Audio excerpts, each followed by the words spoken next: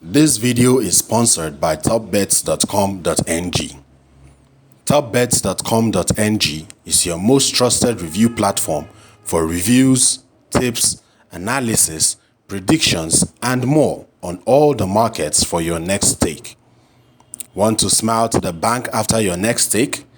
Visit topbets.com.ng today to get expert opinions before making that stake.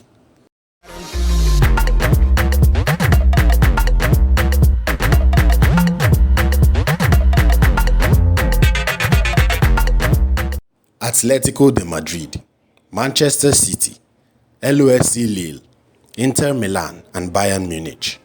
These are your champions from Europe's top 5 leagues at the end of the unusual 2020-21 season.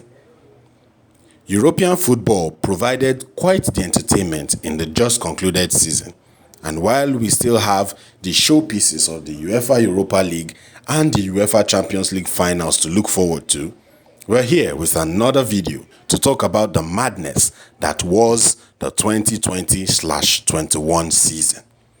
Welcome to another Naija Football Talk video.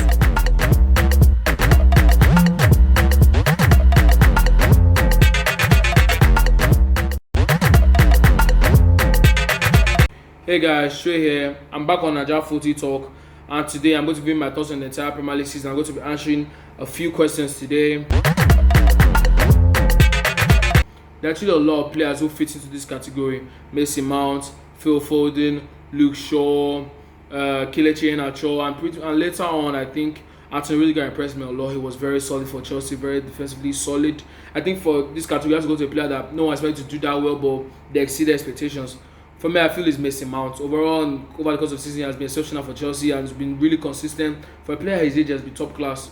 I know last season was okay, but no, I don't think anyone was meant to just take his game to this next level and perform as well as he has done this season.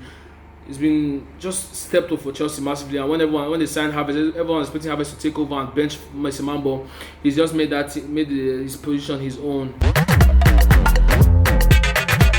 I know a lot of people are going to call me deluded or biased for this pick, but for me, it's an embarrassment, it's a travesty that Bruno Fernandes wasn't named the Premier League Player of the Season, and it's probably not going to be named, though I don't think the award has been announced, but I think it's not going to be named.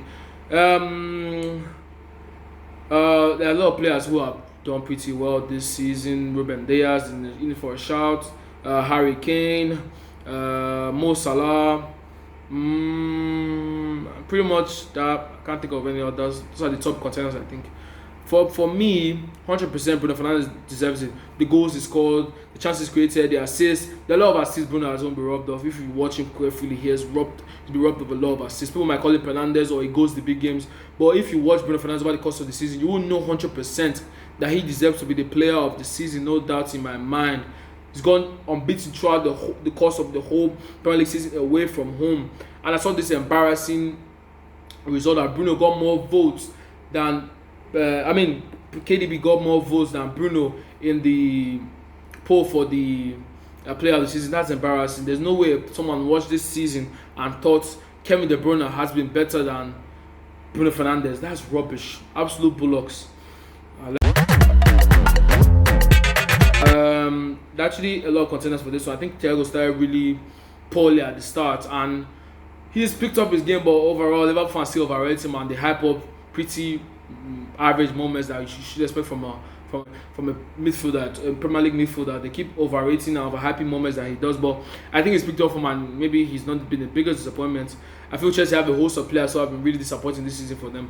Pulisic, Ziyech, Werner, Havertz. Werner, I think he's done okay. Havertz. Then Arsenal, I think Thomas Partey has been really disappointing as well. Apart from maybe 3 or 4 games, he's played pretty okay. Other than that, I know he had the mascots against us, of course, but other than that, I don't think he has actually set the world alight in the Premier League at all, or has really taken us to that next level. So for me, biggest disappointment this has to be Thomas Partey. What the hype he got, they literally made a song for this brother, and what has he done? Absolutely nothing. Took them from 8 to 8. Another terrible season for the Gunners. I think it's going to be the 6-1 defeat to Spurs. I never expected that to happen. I was really upbeat heading into that game, especially when Bruno scored that goal 30 seconds in. I thought we were going to run right and totally rip Spurs apart, but it just wasn't the case. And the Marshall red card totally chasing him out, and not even using that as an excuse. Defensively, we were absolutely atrocious in the game, so can't really blame the red card for how awful we were overall. And that they deserved to lose 6-1. Kane was on the mad one, Son was on the mad one, so things like that just happen. Actually, a really tough one. I can't really think of that many goals off the top of my head at the moment, but the Cavani goal against Fulham is a really strong contender. The Greenwood fall against West Ham, the Pogba belter against West Ham, the Bruno goal against Everton, the Bruno goal against West Brom. See, Manchester United, we excel at creating beautiful goals. You can see yourself. I've mentioned a lot of goals from Man United. From all the teams, I can't really think of that many off the top of my head for this season. Chelsea, they scored. Liverpool, they scored. Chelsea scored. The James goal was pretty alright. The Mesma goal against Liverpool was good as well. Phil Foden scored a good goal against Liverpool. Scored some free kicks. Phil Foden goal against Brighton was awesome as well. But for me, I think Cavani deserves. People might call me biased or whatever you want to call me or something like that. I just think how the goal was executed. The pass to Bruno, the Bruno flick, or if he even got the touch, we don't know, but we'll just give it to give him the assist to Bruno Fernandes, of course. And the Cavani chip in front of Old Trafford fans, in front of our fans, back at the stadium. That goal would have been so disappointing if that goal went to our fans at the stadium. So just absolutely a beautiful moment. He just introduced himself perfectly to the United faithful. So just so happy for him. And for me, people might call me biased, deluded. That's my goal of the season. And if you take away United agenda, you see that that's a pretty good goal and deserves to be up there. There will actually be a lot of big upsets. Liverpool went on this crazy losing one at home. We lost to Sheffield United. Chelsea lost 5-2 to West Brom.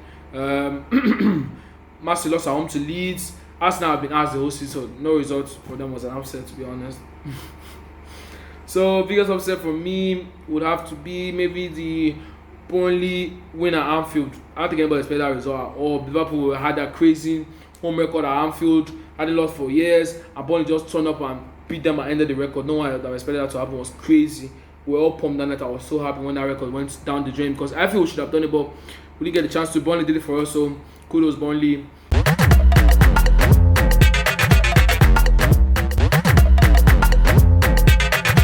Okay, so another season is done, and happy personally as an Arsenal fan that this season is over. It was one to forget.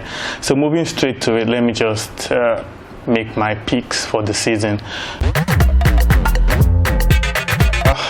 It's a tough one here, but I'm going with Aston Villa. Though they finished 11th, but you need to see they produced some brilliant attacking displays, and some of the most interesting games this season came from Aston Villa. Aside Villa, we also have Leeds. They pressed with Marcelo Bielsa, and if they can get some signings this summer, they could be one to watch out for next season. Everyone might be saying Harry Kane and all of that, but I'm sticking with Ruben Diaz. He came in 65 million from Benfica and he transformed the City backline. There is a reason why City are reaching their first ever Champions League final this season, and it's no coincidence they considered 32 goals, which is the least they've done in like 4 seasons in the Premier League. And all of that is down to Ruben Diaz. And not just Diaz, he improved those around him, the likes of John Stones, and he made the City defense a very strong unit. So I'm giving him my tick for the best player of the season. Of course, the biggest disappointment happens to be this useless club jersey I'm wearing right now, Arsenal FC. We expected fireworks. Oh, we signed in Tierney, we brought in the fraud from Chelsea and all of that, but I mean, we are not even making European football. Leeds are finishing ahead of us. What do we have to show for at the end of the season? Community Shield medal.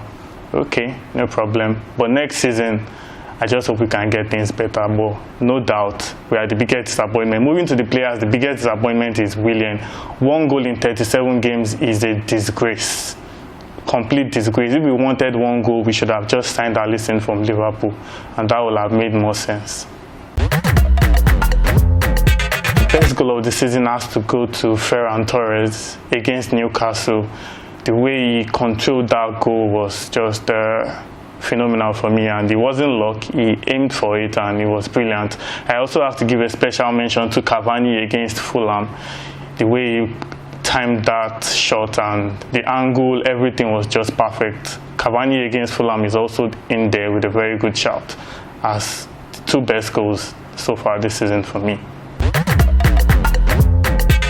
The upset of the season is Aston Villa against Liverpool. No one expected that scoreline. I might have expected Villa to beat Liverpool, sure, but 7-2, that was just disgraceful. Liverpool fans, they had nowhere to hide. Watkins bagged a hat-trick. It was just a disgrace all around. But that match was just something to forget, and Liverpool fans would be happy they put that bad form to them, but that was the biggest upset of the season, no doubt.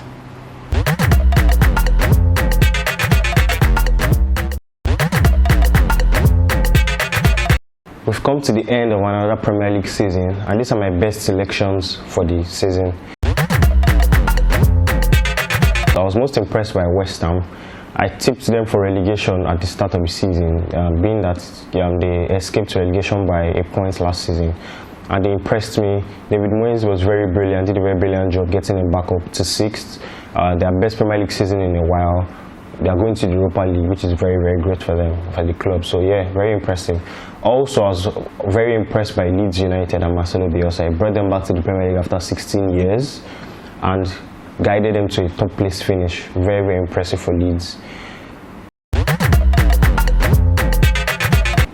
The one and only Harry Kane. He was the highest goal scorer, finished with the most assists as well. 37 goal involvements in 35 matches, that's incredible. Even though his team were able to finish only 7th, but he was the best player by far. Even the other players that won the championship and in higher placed teams, they were not as consistent as he was. They didn't produce his amount of numbers. He was magnificent all season, and long may it continue. Arsenal Football Club. There was so much hope on Arsenal riding into the season. I remember after their first game against Fulham, they were top of the table and they were on top of the world. They thought it was going to be a good season for them, but the inevitable happened. Aubameyang's contract. Immediately after that, his goals dried up. The team's attack basically went dead. Thanks to Chelsea for reviving them. And their season was started a little bit, but they were not able to maintain any form for any period of the season. So yeah, Arsenal are my biggest disappointments, and Willian as well. Willian was a huge disappointment this season. He was utterly shambolic for Arsenal. For such an experienced player, the Brazilian with the most Premier League appearances, to have such a poor season with Arsenal is very, very disappointing. So yeah. It would have to be Liverpool versus Manchester City at Anfield. Man City won the game 4-1, and that was the moment where, that was the changing of the guard moment in the season when we knew that yes, City were going to win the title for sure. Phil Foden scored that amazing goal. Gundogan scored a brace, and yeah, that was the moment where everyone was sure that yes, City were going to win the title. So yeah, that was my moment of the season. Have to be Eric Lamela against Arsenal in a North London derby. The Rabona was spectacular, was off the wall, was out of nowhere, and it was amazing. It was amazing to see, and what's even more impressive is the fact that that's the second time he's pulling off a Rabona for Tottenham. So yeah, big ups to Eric Lamela for that beautiful goal, even though they lost the game. Aston Villa 7, Liverpool 2. No one could have expected that result. Not the biggest Aston Villa fan, not the most optimistic Aston Villa fan could have imagined. And to think that this was before Van Dijk even got injured, before Liverpool's season went to the ashes and came back, thankfully for them, in top 4. That was a moment where no one could have imagined.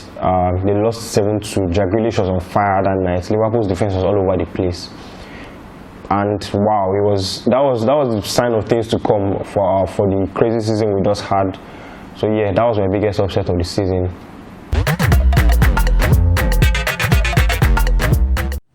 Thank you for staying till the end of today's video. What are your takeaways from the season? Leave us a comment. Make sure to like, subscribe, and share this video with your friends. Stay safe, everyone, and we'll see you in the next video.